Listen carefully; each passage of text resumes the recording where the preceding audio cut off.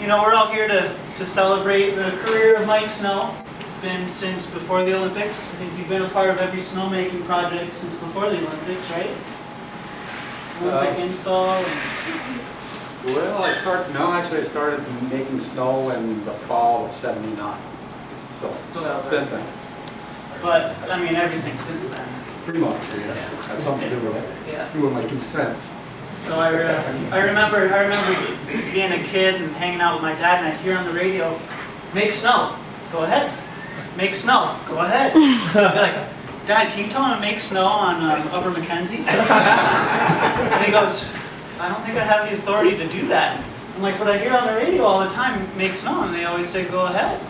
And he goes, "Oh, no. The head snowmaker's name is Mike Snow," and I was like, "No way, you gotta be kidding me." The guy that's in charge of making snow is named Make Snow. And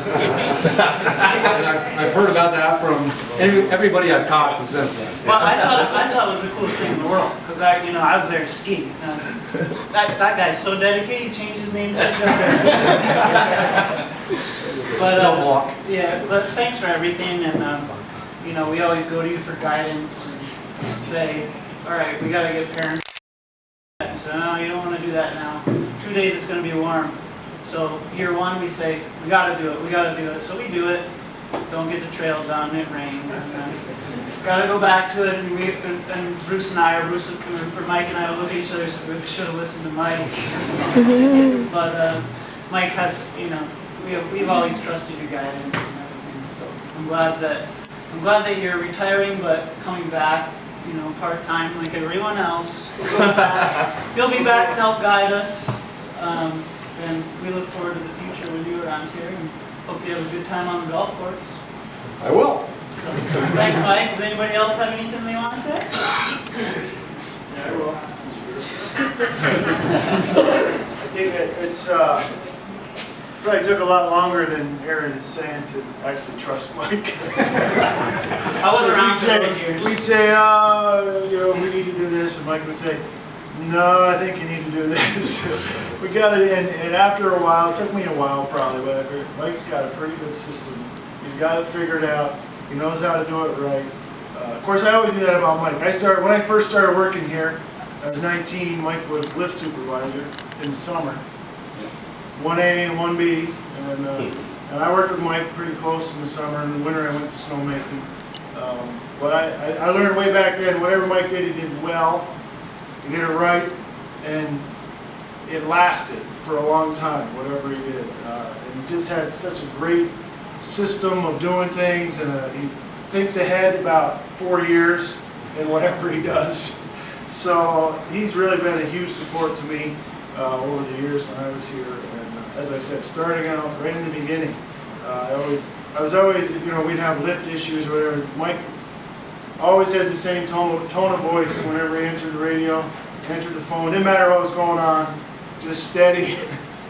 And he'd stop and he'd think, and then he'd have a plan. So I learned to rely on Mike quite a bit, starting way back when I first came here.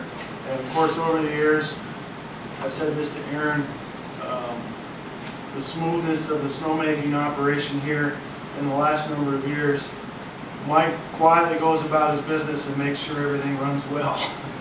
And so, thanks, Mike, for all your support to me. And just it's amazing, really, what you're able to accomplish here at Whiteface over the years. 38 years is amazing in itself. So I'm glad you're coming back.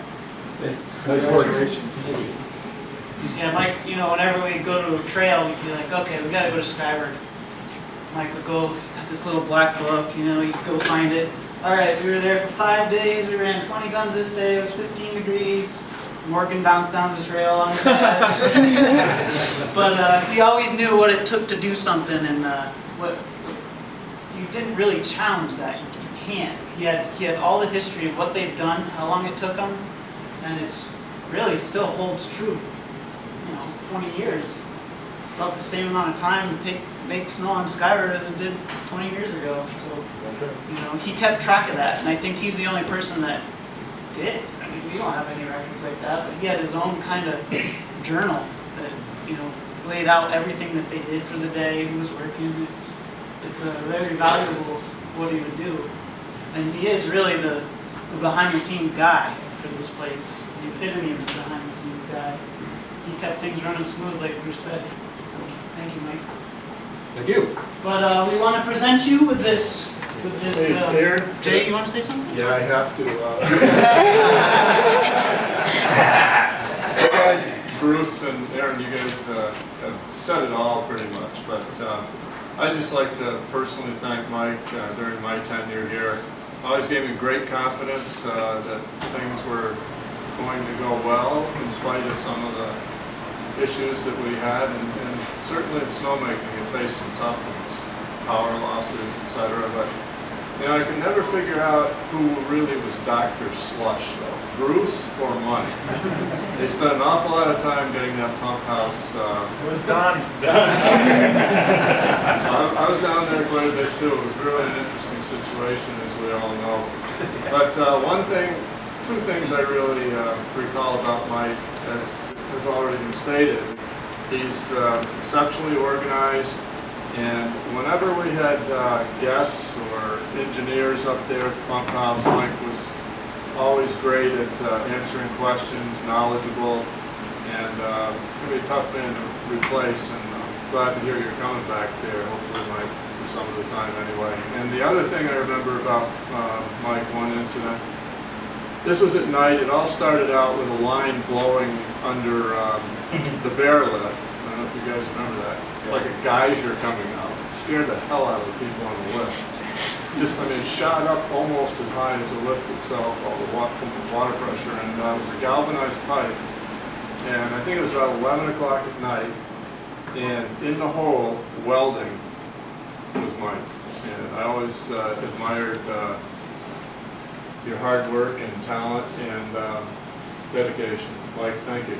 Thank you. Actually, you shamed me into going up there to do it. I'm trying to think it might have been Thanksgiving night. I said, Jay, that's 4 hours of welding there.